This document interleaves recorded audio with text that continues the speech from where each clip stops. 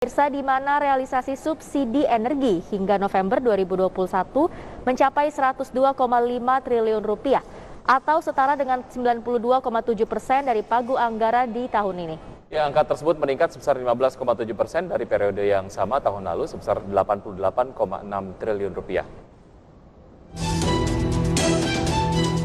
Menteri Keuangan Sri Mulyani Indrawati mencatat realisasi subsidi energi hingga November 2021 mencapai 102,5 triliun rupiah atau setara dengan 92,7% dari pagu anggaran tahun ini. Posisi ini bahkan naik 15,7% dari periode sama tahun 2020 yang sebesar 88,6 triliun rupiah.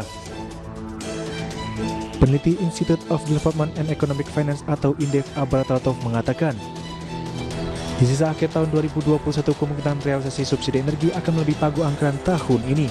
Proyeksi tersebut seiring dengan harga komoditas yang masih tinggi dan membuat anggaran subsidi energi semakin melonjak.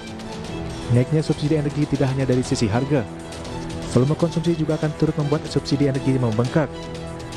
Terkait hal ini, pemerintah diminta untuk mengantisipasi volume konsumsi energi masyarakat pada tahun 2022.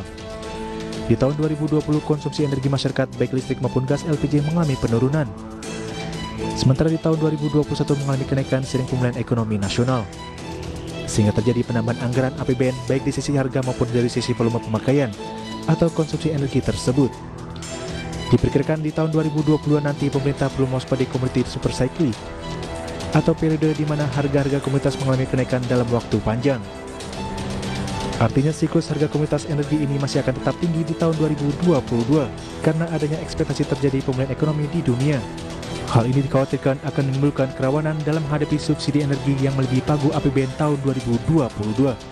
Berbagi sumber untuk IDX Channel.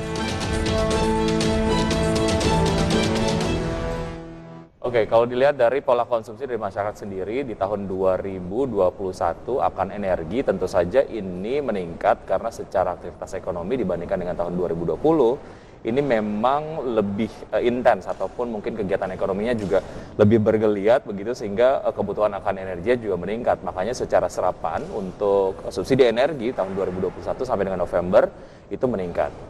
Dan untuk peningkatan penggunaan energi ini kan mulai dari LPG, kemudian juga minyak tanah gitu ya, kemudian juga seperti bahan bakar minyak itu semuanya meningkat. Tapi apakah ketika penggunaan energi ini sudah mulai meningkat di tahun 2021 khususnya, ini menandakan ekonomi kita sudah mulai pulih lagi nih, Wiki?